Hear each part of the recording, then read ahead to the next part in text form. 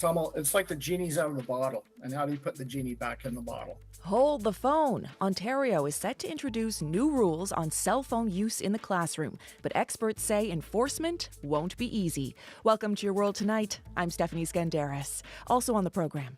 This was traumatizing and disturbing and hurtful. A coroner's inquest in Whitehorse hears how the deaths of 4 Indigenous women at an emergency shelter could have been prevented. Plus, breaking out the 13th century toolkit, how the Notre-Dame Cathedral in Paris is getting fixed up using some ancient techniques.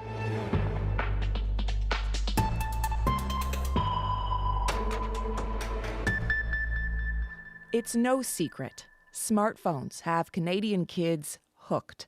The alluring glow, the constant notifications, the draw of social media, all taking their focus away from school. Many teachers say they spend as much time wrangling distracted students as they do on their lesson plans. Now, Ontario plans to introduce tough new limits on classroom cell phone use. Colin Butler reports. And I'm culprit of myself. I take out my phone, I look at my texts and my social media. 16-year-old Jesse Garber is like everybody else with a cell phone. Sometimes the temptation is too much. He looks at his phone when he should have his mind somewhere else, and in his case, it's in the classroom. We're not looking at anything inappropriate or wrong. We're just pulling out our devices because they're in our pockets. Inappropriate or not, Ontario educators have zeroed in on social media as the great disruptor, blaming it for rewiring kids' brains, changing the way they think, behave, and learn, and disrupting the way schools operate. Those allegations are part of a $4.5 billion lawsuit filed by several Ontario school boards last month, alleging the products Snapchat, TikTok, and Meta push on teens have caused a mental health crisis. The cell phone usage is becoming addictive. So I applaud the intentionality. Bill Tucker is a former school board director from London, Ontario, and a retired professor of education at Western University. He says while the vast majority of students respect the rules, those who don't could be difficult to catch. It's like the genie's out of the bottle. And how do you put the genie back in the bottle? Enforcement will be very, very difficult. It could actually take time away from the teaching aspect of a classroom.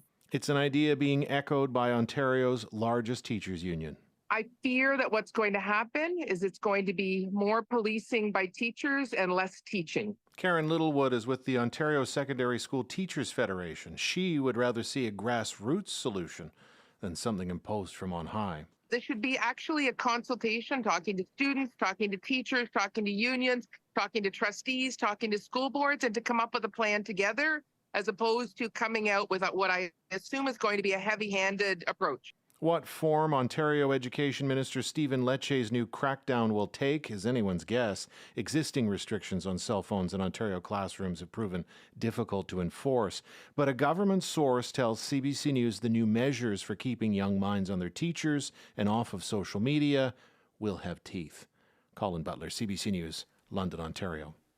Smartphones aren't only addictive, they can also put kids at risk of online sexual exploitation. That's a growing problem in Canada, according to the Ministry of Public Safety. Advocates are talking to students in schools, teaching them how to detect a predator. As Georgie Smythe tells us, they're not watering down the message. What percentage of girls regret sending their nudes? It's an uncomfortable subject. 12 and 13-year-olds sit in a school gymnasium learning how predators try to gain their trust online. They'll isolate you. They'll tell you not to tell anyone that they're talking. Blunt messaging in schools and on Vancouver's streets. BC anti-exploitation group Children of the Street put up eye-catching posters targeting teen boys. They show pictures of cactuses and beehives next to the text, "You wouldn't put your dick here, so don't put it in a DM." Jen Graham is the group's director. She says the posters are meant to be provocative. With teen boys, it's a way to connect to a really serious issue. It's a good entry point. The danger is tragically real, as reinforced by police reporting on the young victims that have taken their own lives. They kind of talked about how to stay safe online. 12-year-old Leo McIsaac went to one of the workshops in Vancouver. He uses platforms like Discord to message his friends after school. Would you say that your behaviour online has changed at all, like given what you know now? I think I'm a little bit more careful, maybe. kind of listening to what people are saying a little bit more. Teen boys make up a majority of the victims, up to 90%, according to the National Tip Line. Some of them in the workshop have already had unwanted contact online, like 8th grader Liam Kennedy. They just added me and sent me random stuff. Sometimes they're even a bit weird, but I just block them. The Canadian Centre for Child Protection reports about 10 calls a day related to extortion threats. They come in through cybertip.ca. Stephen Sauer is the director in Winnipeg. And they understand that youth here in North America, may have access to money. Advocates want social media companies to be required to take down content faster after a complaint. We've allowed the companies to dictate what they are going to do and what they aren't going to do in a voluntary way, instead of telling them, no, these are the safety aspects that you need to have. Anything else we can think of? But they say stopping the content from going online in the first place would be the best outcome of all. Georgie Smythe, CBC News, Vancouver. Hamas has posted a new video showing 2 hostages being held in Gaza. It comes as Hamas says it's examining Israel's latest proposal for a temporary ceasefire. Meanwhile, speculation is building that Israel is pressing ahead with an offensive in Rafah in southern Gaza. Sasha Petrusik has this update. At the south end of Gaza, Palestinians who fled fighting several times already are moving their tents again, heeding Israel's repeated threats to attack Rafah, the city next door. We've moved so many times, says Nahed Rajab. Wherever we go, fear follows us.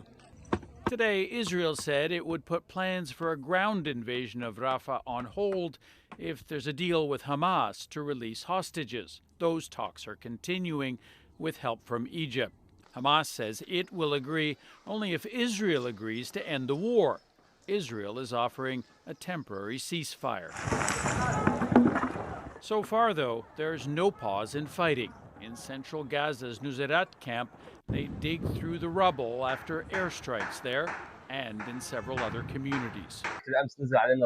Missiles fell on us, says Hisham Al-Tala. They destroyed 24 houses full of people. 32 people were killed, says the Hamas-run health ministry, piled at the nearest clinic in white body bags, prayed over.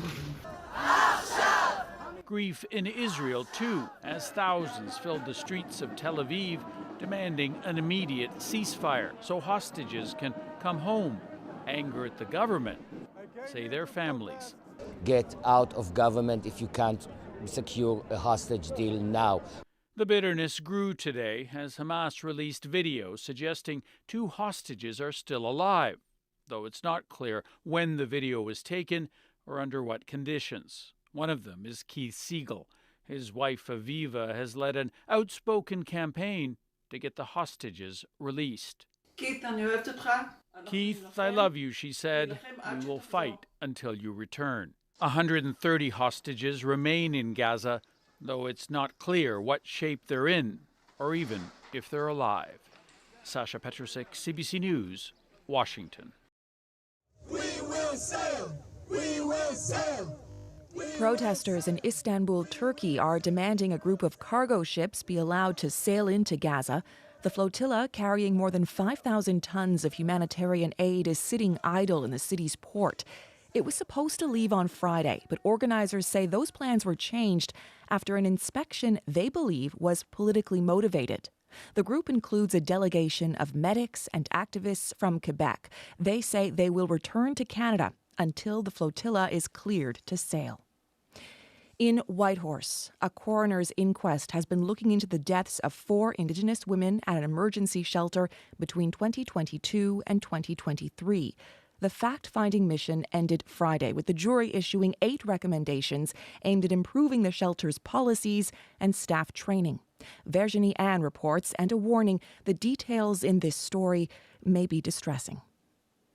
This was traumatizing and disturbing and hurtful. Bella Tisha is the mother of Miranda Tisha Charlie. She says she was never meant to grieve her daughter. Bella sat through a coroner's inquest looking into her daughter's death, as well as the death of Cassandra Warville, Josephine Elizabeth Hager, and Darla Skookum. All 4 women died at the Whitehorse shelter. Testimony from staff, guests, management, and medical professionals revealed that the deaths could have been prevented. Bella says the inquest was necessary to make sure this doesn't happen again. I want to try to let my anger go each day. I'm just going to try. That's all I can do. All testimony spoke of a lack of training and procedures that resulted in staff not responding adequately to medical emergencies. Video surveillance played at the inquest showed what happened on the nights the women died. Tisha Charlie and Warville were found dead together in a shower room. Staff didn't check on them for more than 3 hours. Haggard laid motionless in the middle of a corridor for several minutes before staff intervened. Skookum was found dead after she was put to bed by staff, face down, while intoxicated. No one checked on her for more than 12 hours. The jury ruled all 4 deaths were accidental.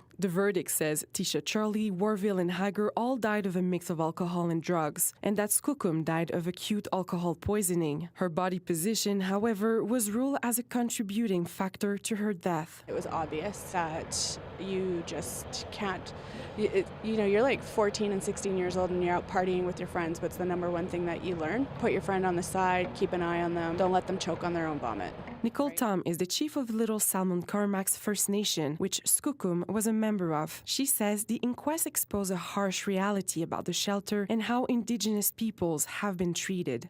2 years ago, the Yukon government handed over operations to Connective, a nonprofit from British Columbia. The inquest heard that when it took over, the organization chose not to continue some crucial procedures that had been put in place to avoid more deaths. The jury issued 8 recommendations to address just that. It's an outside organization that's come in to run this shelter, and sometimes what's best is our local communities being able to do that work ourselves. I hope that Indigenous people are hired there. Zoe Dodd grew up in the Yukon and is now an expert on harm reduction and shelter policies in Canada. She echoed what family members and advocates expressed at the end of the inquest, that they are exhausted after yet another institution failed them. Virginie Anne, CBC News, Whitehorse.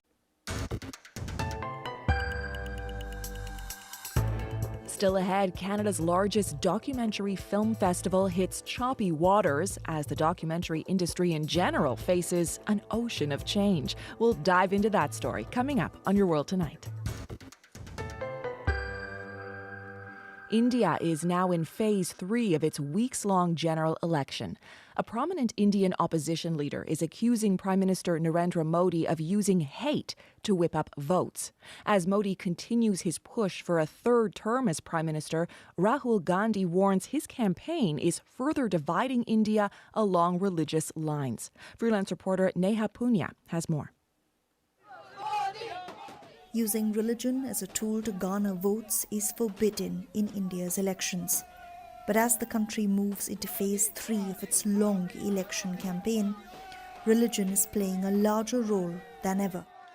One of the ruling BJP's star candidates is Arun Govil, an actor who played the Hindu god Ram on television. Govil made this appeal to voters in his constituency on Friday. Modi is trying to replicate the reign of Lord Ram, which was marked by justice and dignity for all. Vote for Modi to take the country into the future. Prime Minister Narendra Modi is using religion to take aim at his political rivals, the Congress party, by singling out Muslims, the country's largest minority group. Modi claims the Congress party wants to give away India's wealth to Muslims, who he calls infiltrators. He also says if elected, Congress will prioritize the welfare of Muslims over the country's Hindu majority. This is what he told voters on Friday. Some people get very angry when I talk about how my rivals are giving priority only to Muslims. India's Election Commission has asked Modi's party to explain the comment, but did not directly criticize the Prime Minister. Critics accuse the poll body of going easy on Modi, even as his polarizing comments have divided voters like these ones. There must be some truth to what Modi is saying. I don't get why Modi is so fixated on religion. What's the meaning of constantly playing one religion against the other? That's not right. Modi said that? Are you sure? The opposition denies Modi's claims and accuses him of whipping up anger and hate against non-Hindus. The Congress Party's de facto leader Rahul Gandhi says this election could make or break India's secular identity. Modi is trying to destroy India's constitution. His party's leaders have said that they want to change the constitution if they come back to power. The constitution gave you your rights, voice, and affirmative action, and Modi wants to snatch this from you.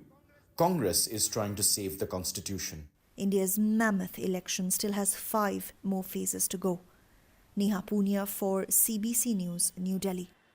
Disgraced former film mogul Harvey Weinstein is in hospital. Weinstein's lawyer says he's undergoing medical testing in Manhattan for a series of health issues. Earlier this week, the New York Court of Appeals overturned the 72-year-old's 23-year prison sentence for sexual assault. Weinstein remains in custody, serving a 16-year sentence for a separate rape conviction in Los Angeles. Police in Ontario are looking for the suspects behind a string of drive-by shootings targeting movie theaters. The theaters were all screening South Indian films. Some in the industry claim rivals are trying to corner this film market in Canada, and things have taken a violent turn. Ithil Musa has more. One of the big reasons that we wanted to be in Canada is we really wanted to improve the fan experience. Neil Vincent is with Arshavad America, a South Indian film distribution company that had the North American rights to Malai Kutai Valiban. The Malayalam language action drama was released in Canada this past January, but then Cineplex has canceled screenings of a South Indian action film following 4 drive-by shootings at GTA theaters the day it premiered. Cineplex says it made the decision due to unforeseen circumstances. Those circumstances now have Vincent's company reconsidering bringing films to Canada. We're in the business of making movies, so gunshots, these are things that are so far outside our comfort zone. The drive-by shootings happened at theaters in Richmond Hill, Vaughan, Toronto, and Brampton, Ontario. CBC has tracked dozens of violent incidents at theaters showing South Indian films in recent years. Screens have been slashed, noxious substances have been released, and now multiplexes have been shot at. It was not just a shooting. Videos of somebody like taking a pistol, shooting at theaters, and taking a video of that and sending it to the partners that we have in theaters. Those videos have not been verified by CBC News, but they show a person wearing a hoodie shooting a gun through the passenger window of a car towards the entrances of theaters. Authorities say the incidents happened early in the morning and no one was injured. York Regional Police say the drive-by shootings in their jurisdiction remain under investigation.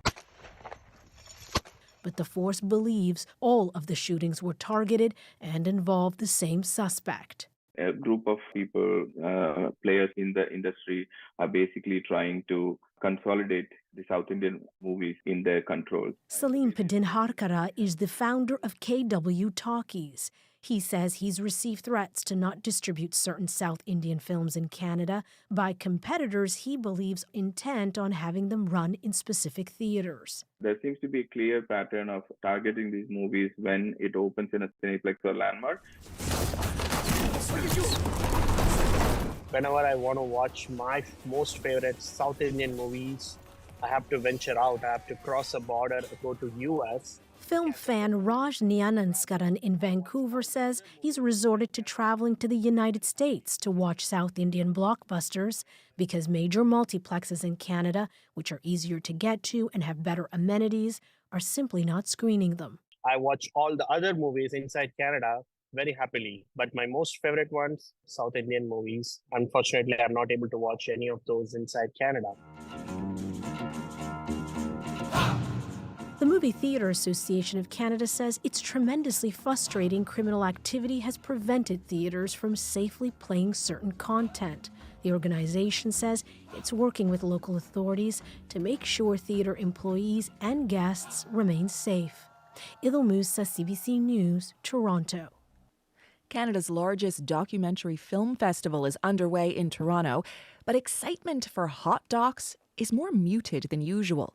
The festival had a staff exodus last month, not long after revelations that its financial future is uncertain. And it's not just hot docs. As CBC's Jackson Weaver told me, the entire documentary filmmaking industry is in dire straits. So we've been hearing some rumblings about this, about what's happening here. What is the state of hot docs this year, and what's its future? That's a great question, almost a little bit of a terrifying one. Now, this is the 31st year of Hot Docs. It's one of the biggest documentary festivals in the world. And if you are on their, email slate, you're getting a slew of very scared emails from its president, Marie Nelson, saying that they're in dire straits. They are $2 million in deficit, I believe. They don't know if there will be another Hot Docs next year. Now, they were petitioning the government in its recent budget to give them some funding, some safety funding. They did not receive that, even though TIFF did. They have a reduced slate of films this year, partially because of that. And there was also recently a mass exodus of workers from the Hot Docs Festival. I believe about 10 employees resigned, citing toxic workplace harassment that does not respect the employees who are actually on the ground doing the arts work and working with the documentarians. And all that is coming together to make this a really difficult year for the festival, as I said, but also kind of harkens to a difficult place for many arts institutions in the country. Okay, tell us more about that, because I understand you've been hearing about these difficulties in this industry at large. So how does what's happening at Hot Docs connect to that? Yeah, so when we talked to the actual documentarians, they're ringing the alarm bells about the state of feature documentary films. Now, we have so many amazing documentaries coming out of Canada. Of course, we saw Navalny going to the Oscars, To Kill a Tiger, a fantastic documentary. But we spoke with the executive director of the Documentary Organization of Canada. She was saying in the past few years, they were seeing a declining number of funding for featured documentaries coming out of this country, even though in another report from Telefilm, they found that documentary is the second most favorite genre by Canadian watchers. Oh, wow. But the reason that we have so few documentaries getting funded, but also such a love of documentaries, is that what's filling that gap right now is the streaming services coming in, giving us, how to make a murderer and Tiger King, things like that. Those documentary features are what's in high demand and what people are looking for, but those don't really go deep beneath the surface, documentarians are saying. And for that reason, it's becoming a situation where they don't see it as a career going on into the future. Wow. So we're kind of, because of the lack of funding, we're now losing the ability to make these things. Yeah. What's at stake here? Like, what do we lose if we lose documentary features? Speaking with Jennifer Holness, another documentarian, she was saying that the first thing to go are stories from diverse voices. Those are the necessary uncovering of stories that reflect who lives in this country and what they're concerned about. Without the support, those are immediately gone. And we'll also see more influence going into these documentaries from people who are able to pay the price, are able to get a ticket to the table, to the streamers, and, do something that sways public opinion in the way that they want it to be swayed. Because another big issue is that when we get film festivals like Hot Docs, which is so huge, it gives sort of a cultural cachet to the documentaries that get there, but specifically it builds a kind of tradition of ethics. And when you don't have that infrastructure, when you don't have that place to showcase the best that we have to offer, that goes out the window. And the important work that documentaries give to us as consumers of media and people in pop culture and society, that goes away too. So this is a pretty depressing state of things. What needs to happen here to improve what's going on? I think what needs to happen is something that has already been happening, is for Canadians and consumers to vote with their dollars, watch what they love. If we engage with these necessary stories and these stories that really showcase whose stories are important and needed to be watched in this country, then documentarians get that kick in the butt, and they also get more of a impetus that they can show to funders that say, this is what people want to watch. And I think we have seen a bit of that in the past because we're seeing some fascinating documentaries actually come out of this country. Jackson Weaver, thank you so much. Thank you.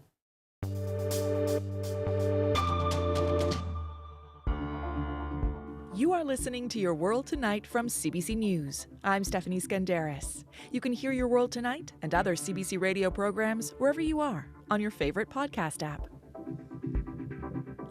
It took nearly 200 years and thousands of skilled laborers to build Notre-Dame de Paris. 15 hours for a fire to burn much of it. So when French President Emmanuel Macron vowed the cathedral would reopen in 5 years, it seemed like a tall order. That restoration project is now nearing its completion. Freelance reporter Ross Cullen spoke to a carpenter with Canadian connections who's part of the massive international effort. When we first started, it seemed like a very daunting prospect. Canadian-American carpenter Hank Silver's latest job isn't a normal commission. Silver typically builds small barns and custom homes in New England using traditional methods. Now he's part of the 500-strong team in Paris rebuilding Notre-Dame Cathedral. It's a long way from Montreal, where Silver studied at Concordia University. The scale of this project is beyond anything that I've personally been involved with. It's a mammoth task. The project managers needed to source nearly 1,300 cubic meters of stone to restore the masonry destroyed by the fire. And 1,000 oak trees were felled to reconstruct the spire exactly as it was before the blaze. There are scaffolders, crane drivers, glass makers and roofers all working around the clock. Being here on the site every day and seeing all of the artisans assembled here is really phenomenal. I mean, there's such a warm ambiance on the site. There were no power tools available to the cathedral's original builders, and so the 21st century craftspeople are following the same principles. Then all the surfaces that you see are finished with an axe or with a chisel or an adze, hand tools that our 13th century forebears would have recognized easily. The carpentry team on site are trying to replace the beams and trusses lost in the fire as faithfully as possible to the original design, even incorporating imperfections in the original wood. It's a bit like a musician playing the same piece of music, a traditional piece or a classical piece that's been played the same way for 1,000 years. Your fingers are following the same pattern that was written down or played by all the people who came before you, and it's pretty similar here. We're using the same tools, the same gestures, reproducing the same thing, and every note counts. The cathedral is scheduled to reopen to the public on December the 8th. Ross Cullen, CBC News, Paris.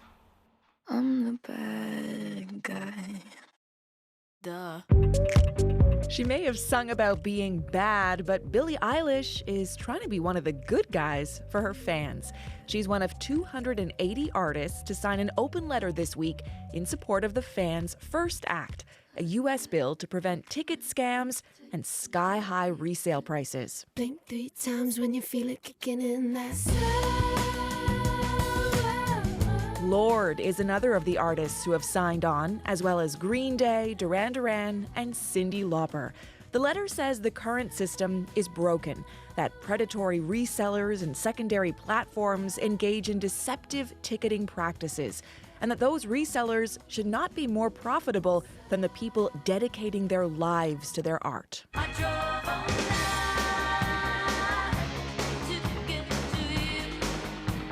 The bill is before the U.S. Senate. It would force ticket sellers to share more information about costs, prevent speculative sales, outlaw deceptive websites, and strengthen enforcement of penalties for the use of bots. Those are all problems facing Canadian ticket buyers, too. Lawmakers in this country have been looking at them, and the issue even came up in last week's federal budget. There are also some Canadian signatures on the U.S. open letter, like Blue Rodeo. You were never the same way twice. Here's some more of Blue Rodeo with a song that may also be a message for those lawmakers. Try. This has been Your World Tonight. I'm Stephanie Skandaris. Thanks for listening.